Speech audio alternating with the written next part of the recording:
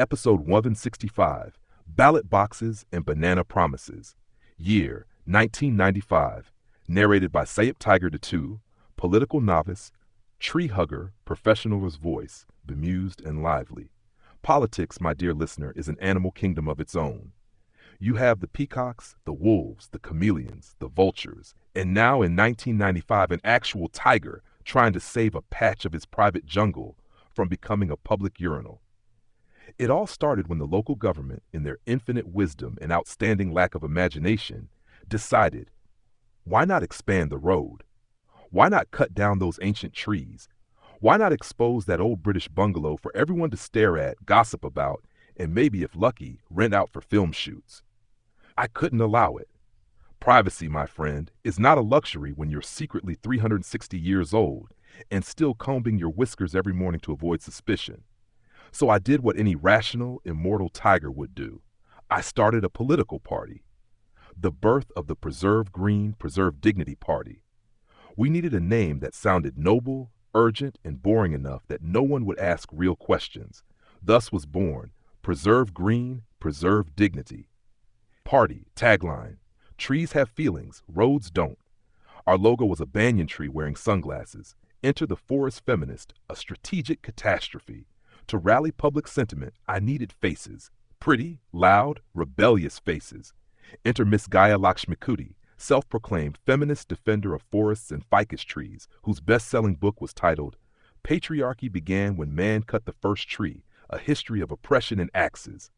It had sold a record 38 copies in Europe and 2 in Kojikode.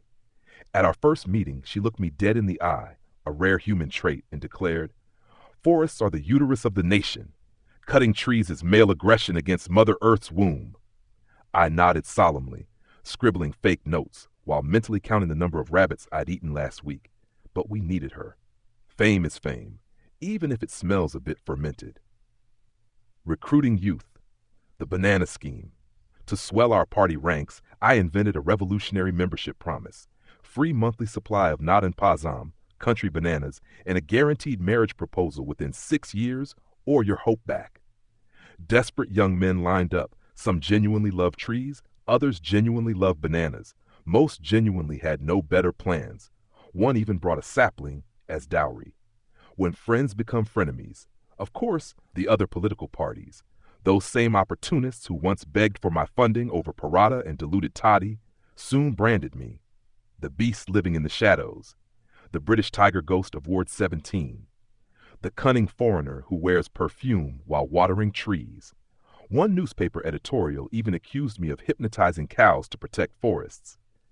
Another warned, beware, Sayep Tiger has no caste, no religion, only a deep disdain for proper shirt buttons. I tried to keep appearances, shaved thrice a week, used coconut oil, smiled like Gandhi's second cousin, but clearly it wasn't enough. The Great Election, a drama in 3 acts. Voting day arrived. The town, usually lazier than a sunbathing cat, turned into a hotbed of democracy. Women carried infants and slogans. Men carried umbrellas and complicated conspiracy theories. Priests blessed inked fingers. Toddy shops offered discounts for voters. Even old Apokutan, who hadn't moved in 3 decades except to blink, appeared wrapped in 2 lungis and a flag declaring, vote for trees, or at least vote for shade. It was glorious. The result, clothes but no coconut. At sundown, the results were I lost. By exactly 30 votes. 30-0. The number of bananas I had eaten in quiet despair during campaign week. One supporter sobbed and blamed the Mercury retrograde. Another blamed Miss Lakshmikuti's speech where she accused coconut trees of subconscious phallic imperialism. I blamed the universe and bad stitching on my campaign lungie. Midnight diplomacy. Just when I thought it was over, when I was contemplating moving to a cave and becoming a poet, at exactly 1:30 a.m., there was a knock at my gate. It was the winning politician himself, Mr. Matthew Kuti, dressed in white and suspicion, holding a torch and a sheepish grin. He whispered, Sayepji, we can still settle, no? Small matter of a donation, and we quietly reroute the road. Donation amount slightly less than the cost of repainting my front gate. I stared at him, wondering if human greed was a bottomless well or a bottomless urinal. But I paid, in cash, in full. Because if money could save my trees, save my privacy, save my peaceful midnight howls, it was the cheapest deal of my very long life. Trees no later that night, as I sipped warm rasam and nibbled a discreet rabbit leg, I stood at the edge of my estate. The trees, those ancient comrades, swayed gently under the star-speckled sky.